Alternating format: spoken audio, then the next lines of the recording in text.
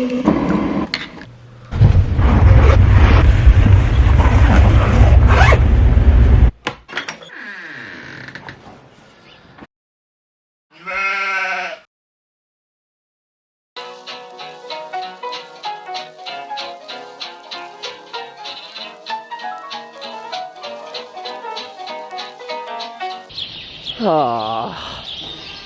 well, that's exciting.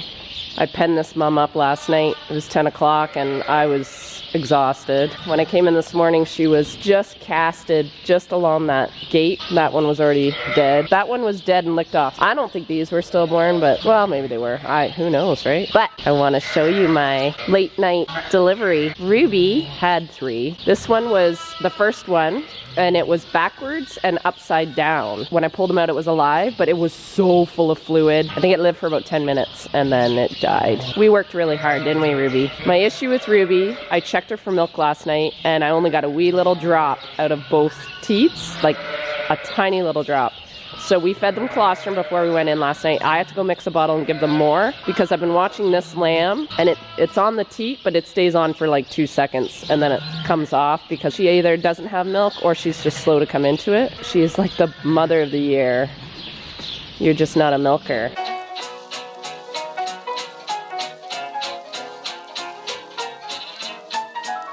I processed quite a few last night that were ready to be let out today. So I'm gonna go through, I'm gonna pull out any triplets, one of the triplets, put them in the nursing area, let the rest out into their pen. It's getting bigger, as you can see. Yeah, we're into the last, there might be 10 on both sides.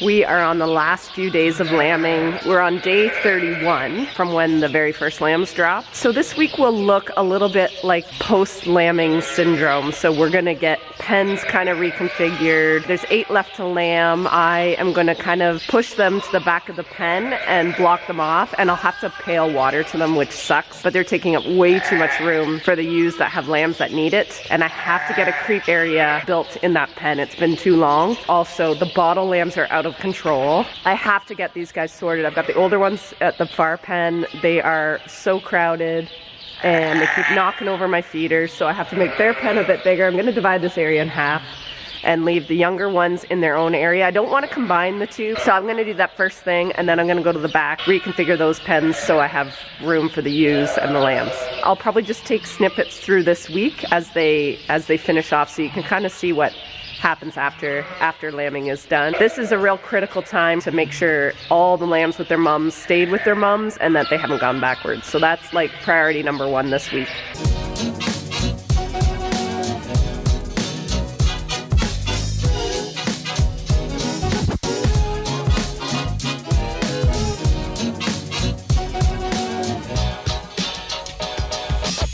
So now the pens are bigger. The older lambs are by themselves, the younger lambs are by themselves. They're all in about 2 weeks and 2 weeks. There's way more lambs on this side than the other side, so I have probably 2 extra nipples on the other side that they don't need. I'm gonna put them on this side, so these guys have a ton of nipples. They all seem to want to drink at the exact same time, so you have to really watch to make sure those little ones aren't getting bullied out.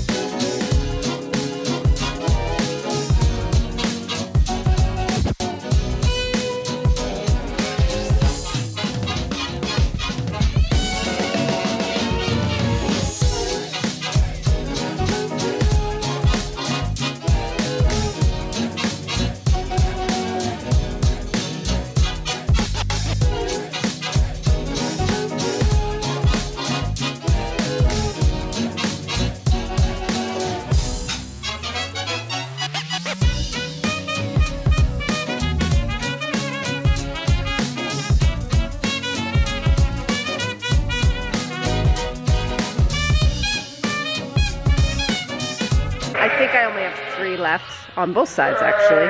So I'm going to give them just a little area so they can still nest. I left a couple jugs set up. I'm going to get my creep area set up for the lambs.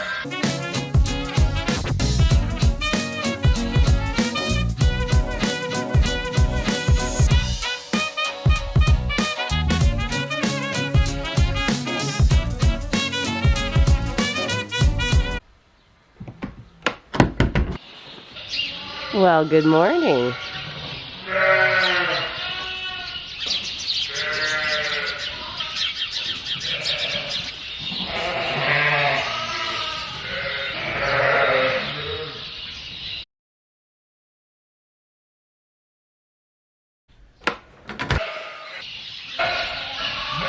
What do we have there? I see babies. Good girl. I'm gonna let you out today. We're getting full, guys. Really, really full. There's another one. You have 4. Good mommy.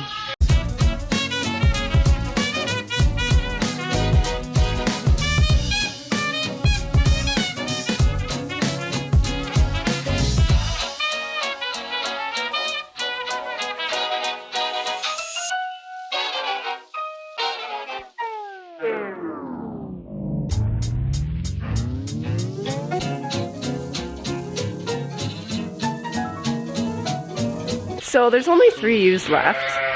There's only 1 on the side and 2 on the other. So what I'm thinking about doing, I've been keeping these younger ewes separate from the older ewes, but I think for the sake of space, I might put them together.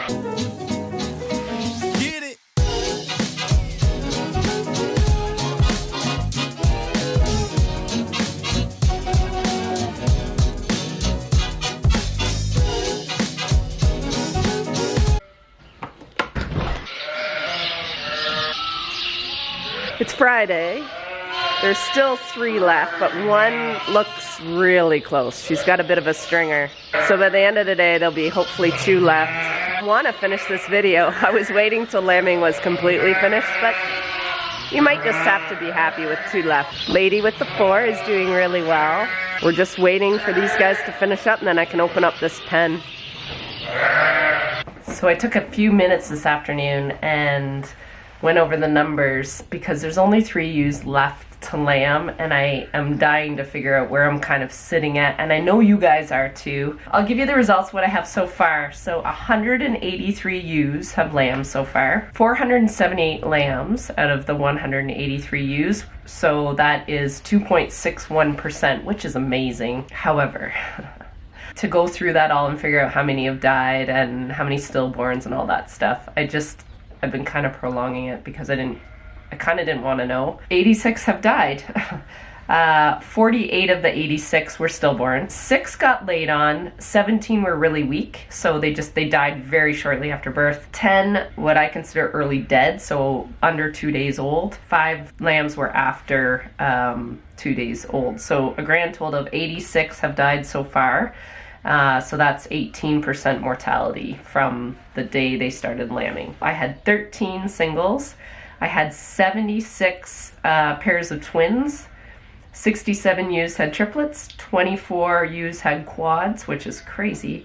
2 ewes had quints, and 1 ewe had a set of 6. And I have 94 bottle babies. Had 94 bottle babies. I've lost a couple, I think, in the last couple days. I've learned a lot of lessons in this group because I haven't had a group quite this big and quite this spread out. Number 1, I'm exhausted, and I knew I would be because I'm used to lambing being done in about 2 weeks tops. And I do like a tight lambing group, and this is why. It's just really tiring.